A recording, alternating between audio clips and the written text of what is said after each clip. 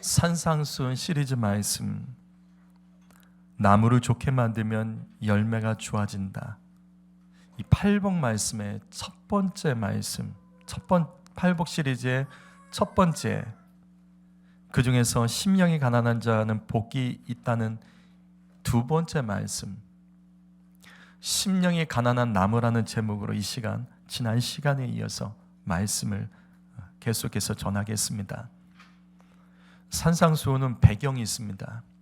여러분, 우리가 가진 성경에는 숫자가 적혀 있고 몇 장 몇 절이 있지만 원래 성경에는 숫자가 없습니다.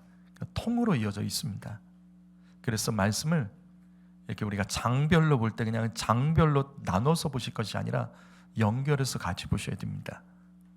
산상수훈의 배경은 바로 여기서부터 시작됩니다.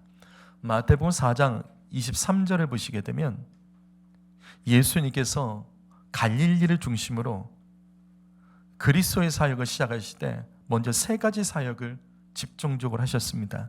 그 첫 번째 순서가 중요하죠. 가르치는 것, 그리고 전파하시고 선포하시는 것, 그리고 고치시는 사역, 이 세 가지 사역을 예수님께서는 중심으로 집중적으로 갈릴리 중심으로 사역하셨습니다. 그러자 24절 말씀을 보니까 온 수리아, 여기 수리아는 이스라엘 북쪽입니다. 그러니까 먼 곳이죠. 먼 곳에서도 각종 병 들린 사람들, 온갖 병자들이 예수님께 모여들었습니다. 이것은 사람들이 예수님의 가르침과 선포된 말씀보다 고침받는 사역에 열광을 했던 겁니다. 그리고 이러한 흐름은 점점 확산돼서 25절을 보니까 더 커졌습니다.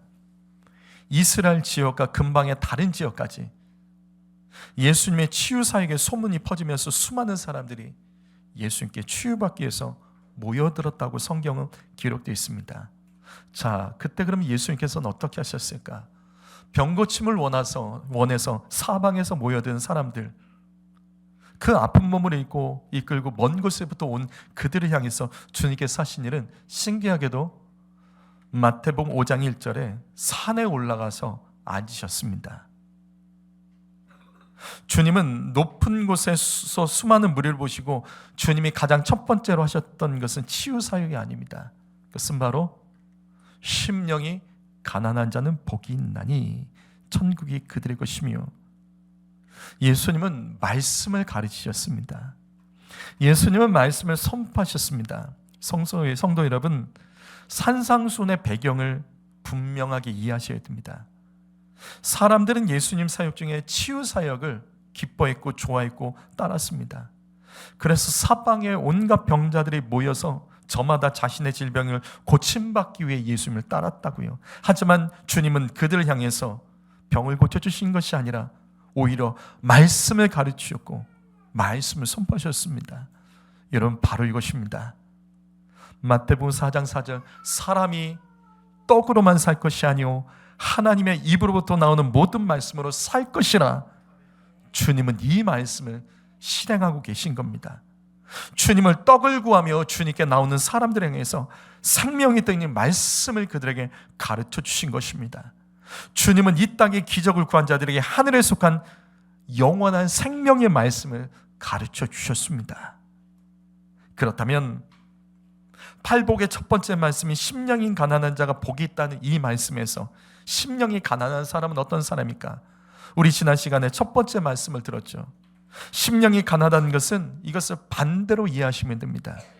이것은 영적으로 부유해지기를 원하는 자를 의미합니다. 심령은 우리의 영혼입니다. 그리고 이 가난하다라는 뜻은 헬라어로 궁핍하답니다. 다시 말해서 영혼이 가난한 사람, 영혼이 궁핍한 사람이 복이 있다는 겁니다. 제가 지난 시간에 분명 질문 드렸죠.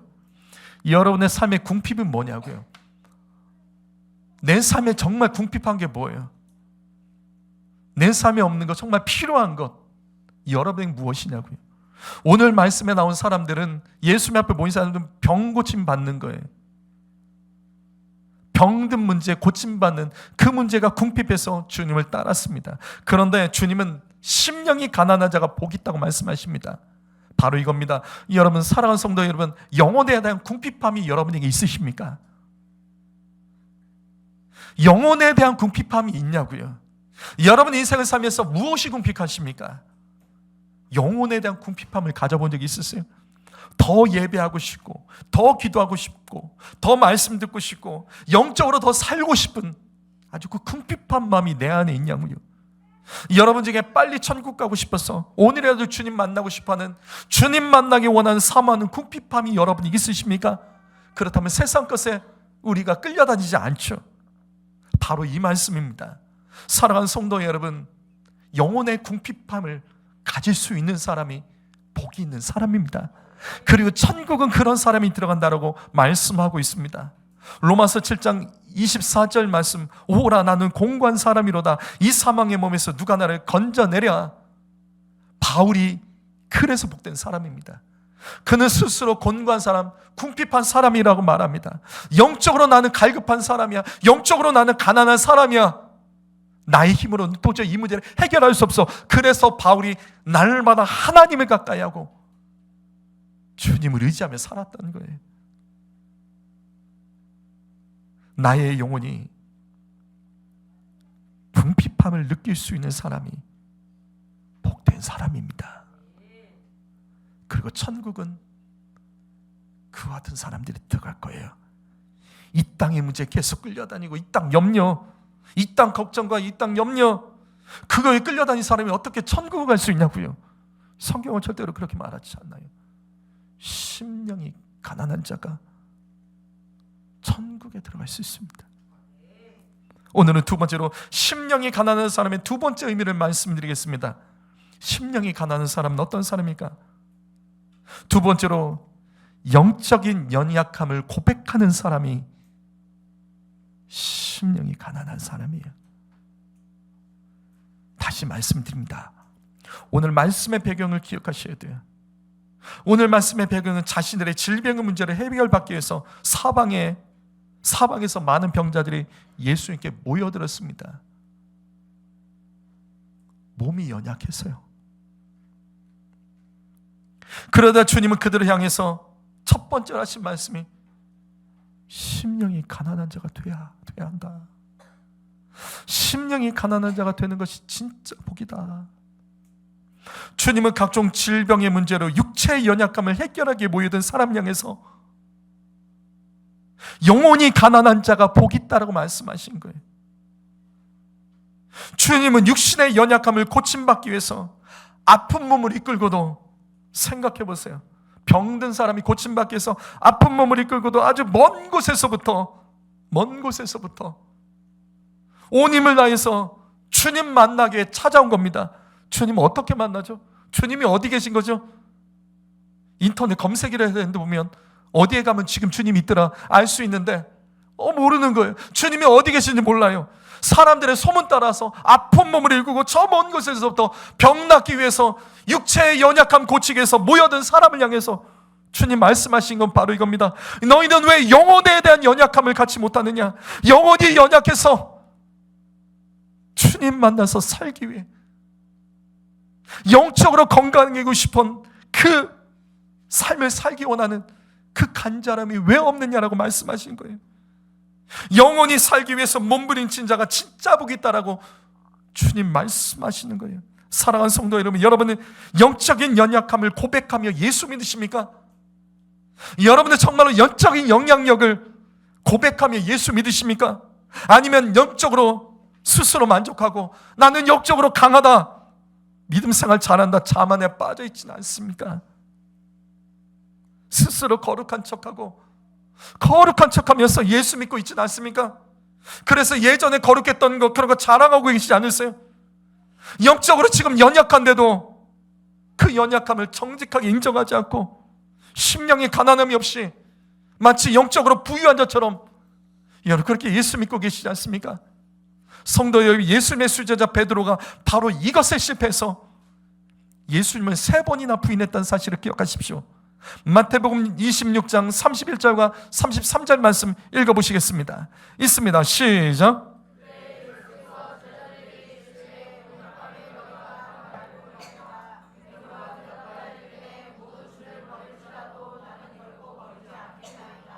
예수님은 제자들에게 오늘 밤 너희가 다 나를 버릴 것이다, 너희들은 영적으로 연약한 자들이라 사실을 경고하신 겁니다. 이때 제자들이 다 가만히 있어요. 주님의 말씀에 아무 말하지 않고 가만히 있어요. 그런데 유독 베드로만 큰 소리를 칩니다. 맞습니다, 주님. 다른 제자들은 영적으로 연약해서 그렇게 할 것입니다. 그러나 저는 아닙니다. 저는 아닙니다. 저는 절대로 그런 사람이 아닙니다. 여러분, 이 부분이 요한복음에서 조금 더 상세하게 더 기록되어 있습니다. 이 말씀이 요한복음에서 더 상세하게 기록되어 있어요. 요한복음 13장 36절과 37절 보시면 예수님께서 말씀하십니다. 내가 가는 곳에 지금은 너희가 따라오지 못한다. 후에나 따라올 것이다. 그때 베드로가 말합니다. 아닙니다. 난 지금도 주님 따라갈 수 있습니다. 난 주님을 위해서 목숨 버릴 수 있습니다. 예수님은 큰 소리 치는 베드로에게 지금 너는 나를 따라올 수가 없다. 후에야 그렇게 할 수 있을 것이다. 그러나 베드로는 아닙니다. 나는 지금도 얼마든지 주님을 따라갈 수 있고 주님을 위해서 목숨도 버릴 수 있다며 영적인 자만에 빠져 있는 겁니다. 성도 여러분, 베드로가 넘어진 것은 영적인 연약함을 고백할 줄 몰랐기 때문이에요.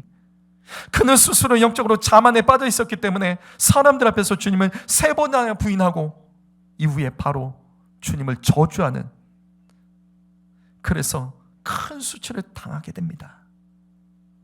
그리고 그제서야 베드로가 영적인 교만함을 멀리하고 주님의 어떤 말씀 앞에도 그가 그 이후에야 겸손했습니다. 그래서 주님은 부활하신 후에 다시 한번 영적인 연약함을 고백할 수 있도록 베드로를 찾아가셔서 3번의 기회를 주시죠. 그 말씀이 우리가 잘 아는 이 말씀이죠. 요한복음 21장 말씀. 요한의 아들 시몬아, 내가 나를 사랑하느냐? 주께서 3번 물어보십니다. 근데 베드로 보세요. 이전과 태도가 달라졌죠. 근심하여 이르되 주님이 다 아십니다. 이전 같았으면 다른 제자들보다 주님을 더 사랑한다고 큰 소리 쳤을 것 같던 베드로가 이제는 바뀌었어요. 영적으로 연약함을 고백하며 근심하며 말합니다. 주님이 아십니다. 심령이 가난한 자와 같이 그는 영적으로 자만하지 않았습니다. 그러자 주님의 이 말씀을 기억하십시오. 내 양을 먹이라. 성도 여러분, 주님은 영적인 연약함을 정직하게 고백하는 자에게 주의 일을 맡기시고 주의 양들을 맡기심을 기억하십시오. 영적 자만한 사람은 주님께서 주님의 일을 맡기지 않습니다. 영적인 연약함을 고백하는 자는 하나님을 붙들고 하나님의 어떤 말씀도 경청할 수 있기 때문에 주님은 그와 같은 사람에게 주의 일을 맡긴다고요. 사랑하는 성도 여러분, 영적으로 연약함을 여러분은 고백하시며 사십니까? 사도행전 5장 8절과 9절 말씀, 이 말씀은 아나니아와 삽비라 부부의 이야기입니다. 초대교회 때 모든 성도들이 성령 받고 내가 가진 것이 더 이상 의미가 없어요. 그래서 그것을 팔아서 사도들에게 바치고 사도들은 그것을 가지고 선교하며 복음을 전파하는 데 썼습니다. 이런 분위기 속에 아나니아 삽비라가 부자였습니다. 그들도 모든 성도들이 땅을 팔고 자기의 소유를 주님께 바칠 때 가만히 있을 수 없어서 땅을 팔고서 일부만 주님께 드립니다. 근데 성령께서 베드로에게 이걸 알게 하신 거예요. 그래서 베드로가 이 부부를 한 사람씩 불러서 얘기합니다. 너의 땅을 판 값이 정말 이게 다냐? 너가 다 드렸다고 하는데 이게 다냐? 그러자 그들이 말합니다. 예, 이게 답니다. 이 두 부부가 일부분만 헌금하고도 전부 헌금한 것처럼 교회에서 인정받기 위해서 사도들을 속이다가 이것이 사도를 속인 것이 아니라 성령을 속임으로 하나님의 심판으로 죽임을 당합니다. 그 땅을 판 값이 이것뿐이냐? 성도 여러분, 베드로의 이 질문은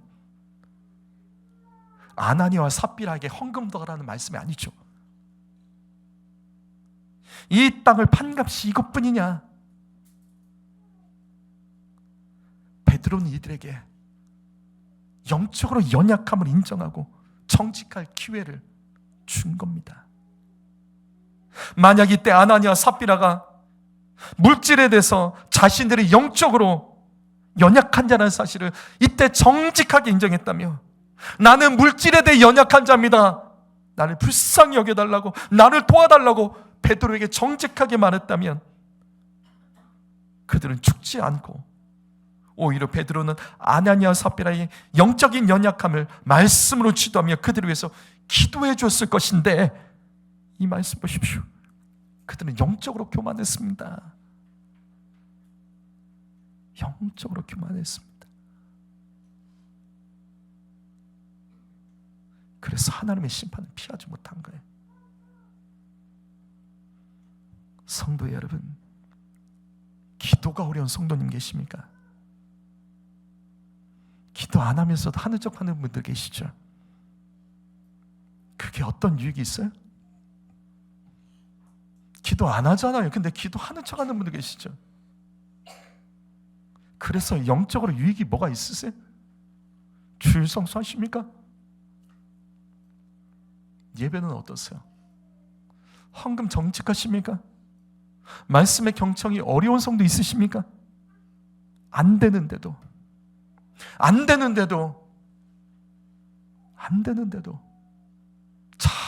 잘하고 있는 척하는 분들 계시죠? 지금은 잘하는데도 예전에 잘했다며 그냥 그렇게 넘어가는 분들 계시죠?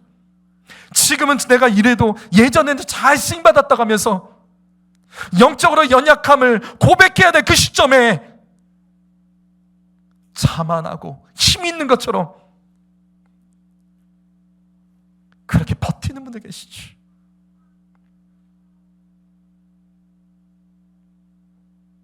저는 이 말씀을 통해 되묻고 싶습니다.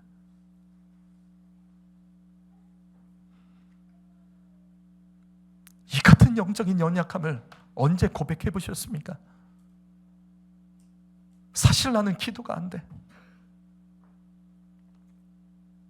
난 예배가 너무 힘들어. 난 헌금이 참 안 돼. 나는 말씀을 듣고 싶지만 들리지가 않아.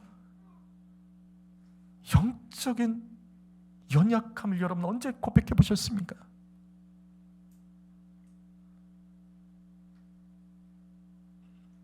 그런 영적인 연약함 대신에 계속 핑계대고 또 남 탓하고 부모 탓하고 남편 탓하고 아내 탓하고 애들 탓하고 내 환경 탓하며 영적인 연약함을 고백하는 것이 아니라 계속 그 상태로 끌고 가는 성도가 있으십니까? 여러분, 누군가 나를 향해서 당신의 영적인 연약함은 이것입니다, 당신의 영적으로 이런 부분이 부족합니다라고 말해줄 때 그거 겸손하게 여러분 인정하세요. 내 주변에서 내 주변 사람들이, 내 가족들이, 목회자가 말씀을 들을 때 또 나보다 믿음이 없는 사람이 나를 향해서 나의 영적인 연약함을 건드릴 때 여러분, 그 앞에서 나는 영적으로 무력한 자라며 고백하며 영적인 교만을 멀리하고 엎드리십니까? 아니면 계속해서 또 핑계대고 남 탓하고 환경 탓만 계속하고 계시지 않습니까? 사랑하는 성도 여러분, 그래서 주님 말씀하십니다. 심령이 가난한 자가 복이 있나니 천국이 그들의 것이다. 영적인 연약함을 고백할 줄 아냐고요? 육신의 연약함, 돈이 부족한 것, 건강 부족한 것, 이런 것들은 고백하고 도와달라고 기도해달라고 하면서도 내 영이 죽어가고 있고 내 영이 주님과 멀어져 있고 내 영이 말씀대로 순종하고 있지 않는데도 불구하고 그것에 대한 연약함을 인정하지 않고 남 탓하고 환경 탓하고 또 옛날 어렸을 때 탓하고 내 부모 탓하고 언제까지 그렇게 하실 건데요? 언제까지요? 여러분의 자녀가 자라서 그렇게 한다면 여러분 뭐라고 말씀하시겠습니까?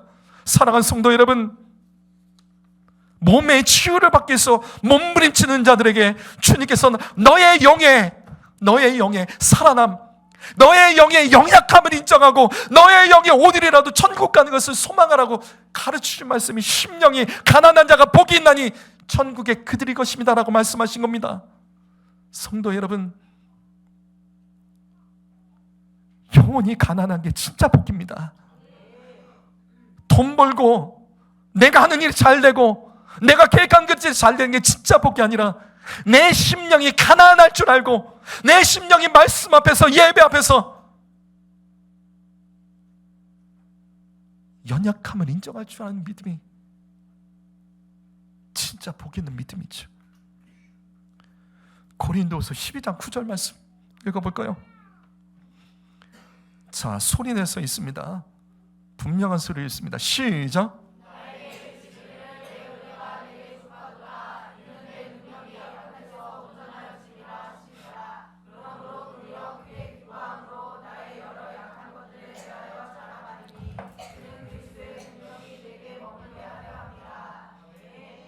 나의 연약함을 고백하는 게 진짜 복이라는 말씀, 바로 이겁니다. 주님은 자신의 연약함을 인정하며 주님 앞에 엎드린 사도 바울에게 이같이 말씀하십니다. 내 은혜가 너에게 족하다. 왜냐하면 내 능력은 약한 데서 온전하여 짐이라. 주님은 자신의 연약함을 인정하며 주님을 찾는 자가 복이 있다고 말씀하십니다. 왜냐하면 연약함 때문에 주님을 찾고 가까이 하기 때문에 그가 그것 때문에 은혜를 받고 그 약함 때문에 오히려 온전해지는 진짜 축복을 받기 때문이에요. 그래서 사도 바울은 이때부터 자신의 연약함을 숨기지 않습니다. 내가 연약하기 때문에 주님을 더 의지하고 그리스도의 능력이 나의 연약한 나에게 더욱 머문다는 것을 사도 바울이 깨달은 겁니다. 그래서 이어지는 고린도서 12장 바로 다음 구절 10절 말씀이 바로 이거죠. 내가 약한 그때 강함이라. 성도 여러분, 바로 이것입니다. 약한 그때가 강한 것입니다. 진짜 강한 사람은 강하다고 말하지 않아요. 우리가 심령의 연약함으로 고백하며 주님을 붙잡을 때 그때 우리의 인생이 강해짐을 믿으시기 바랍니다.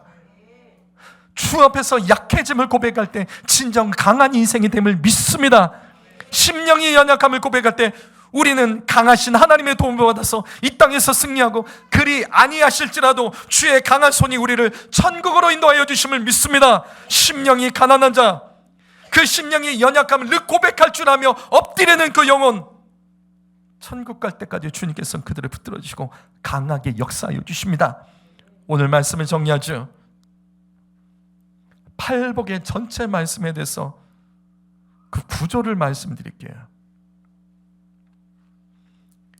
이 팔복은 8가지 복에 대한 말씀입니다. 그런데 첫 번째와 마지막 8번째를 보십시오. 자, 눈 뜨고 보세요. 팔복의 첫 번째 말씀과 8번째 말씀입니다. 이 두 개의 말씀은 팔복의 알파와 오메가죠. 그런데 이 두 개의 말씀은 두 번째부터 일곱 번째 복의 말씀과 달리 두 가지 공통점이 있습니다. 두 가지 공통점. 첫 번째 복과 8번째 복의 공통점이 뭐죠? 첫 번째와 8번째 복의 공통점이 뭐죠? 그렇죠. 천국의 복을 강조합니다. 팔복은 처음의 복과 마지막 복의 복이 천국을 강조해요. 그래서 팔복은요, 천국이 진짜 복이라는 것을 우리에게 가르쳐주는 거예요. 성도 여러분, 예수님께서 강조하신 최고의 복은 바로 천국입니다. 다른 복은 일시적일 수 있지만 오직 천국은 영원한 축복입니다. 이 땅에서 아무리 많은 것을 취해도 천국 놓치면 아무 소용없는 거예요. 여러분, 다른 복은 놓쳐도 천국에 들어가는 복은 빼앗기지 않기 위해서 예수 믿으셔야 됩니다. 주님은 병 고침 받고 건강하게 이 땅에서 살기를 원하는 자들에게 너희에게 더 큰 복이 있다. 그것은 뭐냐면 천국이다라는 것을 가르쳐준 말씀이 팔복 말씀이에요. 성도 여러분, 이 땅의 모든 것은 영원하지 않아요. 다 지나갑니다. 다 지나간다는 것을 기억하세요. 기쁨도 영원하지 않아요. 여러분, 슬픔도 영원하지 않습니다. 낙심하지 마세요. 풍성함이 영원할 것 같아요? 그러니 반대로 가난해서 죽을 것 같으세요? 아니요, 가난함도 영원하지 않습니다. 건강도, 약함도, 즐거움도, 외로움도, 이 땅에 그 어떤 것 영원한 것 하나도 없어요. 그래서 유한한 이 땅에서 영원한 것을 바라보며 견디십시오. 바로 천국을 삼으며 이 땅에서 손해보시고 천국은 빼앗기지 마십시오. 그런데 이 팔복이 여기 첫 번째 말씀과 두 번째 복에 또 다른 공통점이 하나가 있어요. 뭘까요?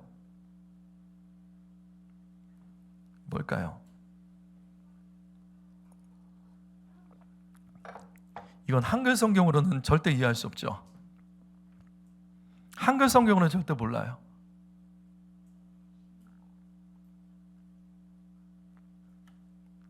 두 번째 공통점은 현재 시제로 되어 있습니다. 현재 시제로 되어 있습니다. 여기 오타 좀 고쳐줘요. 과거 시제가 아니라 1번부터 7번은 미래 시제입니다. 미래 시제입니다. 네. 자, 무슨 말이냐면 첫 번째와 마지막 여덟 번째만 이 복이 현재 시제예요.